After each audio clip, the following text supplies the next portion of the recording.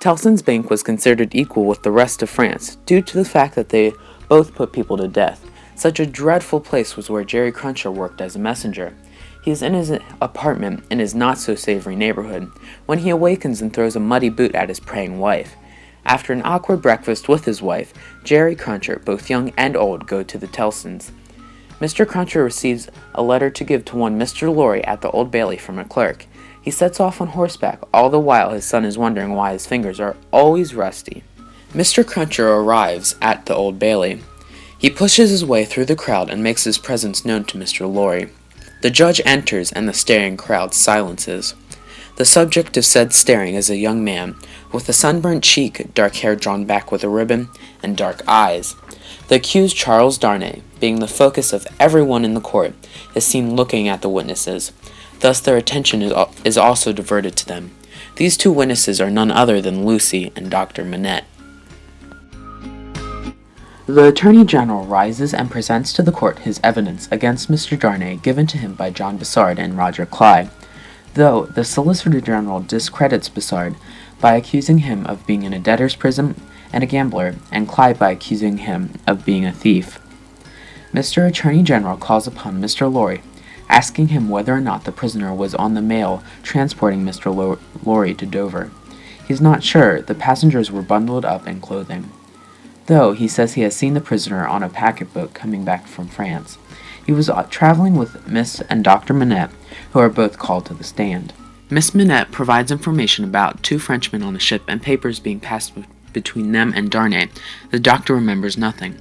A breakthrough is reached when Mr. Carden shows Mr. Stryver the resemblance of Carden to the prisoner. Mr. Stryver tells this to the court. The jury retired to formulate a verdict for over an hour. Mr. Lorry finds Jerry and gives him a paper. Written on it was, "Acquitted."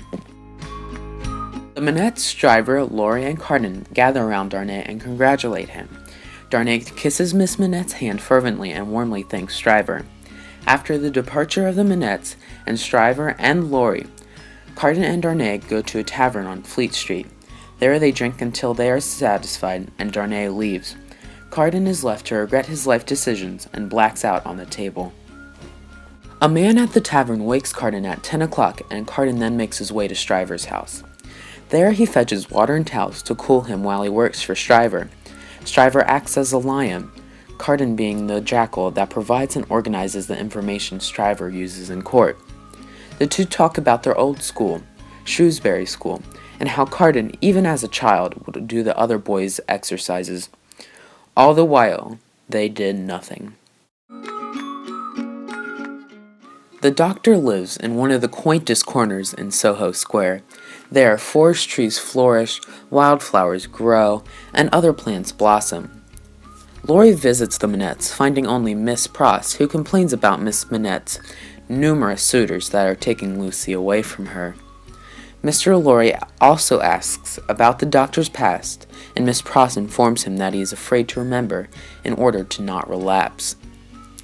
Darnay visits the Manettes and tells the doctor of an inscription reading "Dig," found in the doctor's former prison.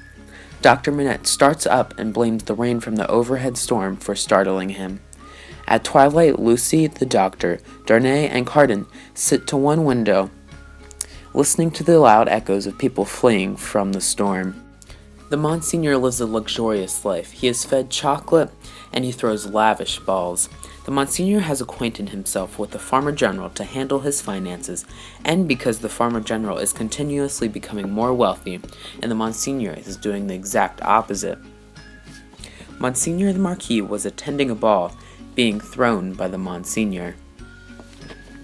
He leaves, and is speeding through town when he strikes a child. He gives a coin to the father of the child, named Gaspard, and a Defarge comes to comfort the Gaspard. One coin is thrown back defiantly, but Marquis still rides away. All the while, the fountain in the town is still running.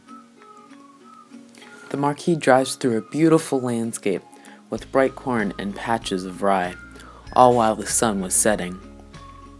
He arrives at the town in which he is lord and recognizes a man from his travels. The man is the mender of roads. He wears a blue cap. The mender tells the Marquis that a man was hanging by a chain from his carriage. Leaving the town to be overseen by the postmaster Gabelle, the Marquis rides towards his chateau. Along the way, he finds a woman in a graveyard who asks him for a stone or wood marker so her husband's grave would not be forgotten. He denies her request, goes to his chateau, and asks for Charles Darnay, who is not yet back home. The Marquis's chateau was a heavy, massive building, with a stone courtyard and stone-faced people, as if the place had looked into the eyes of Gorgon. He made his way up the stone sweeps of staircase, and the great door of his home clanged behind him as he entered. A table was laid out for two, the Marquis expecting his nephew to dine with him that evening.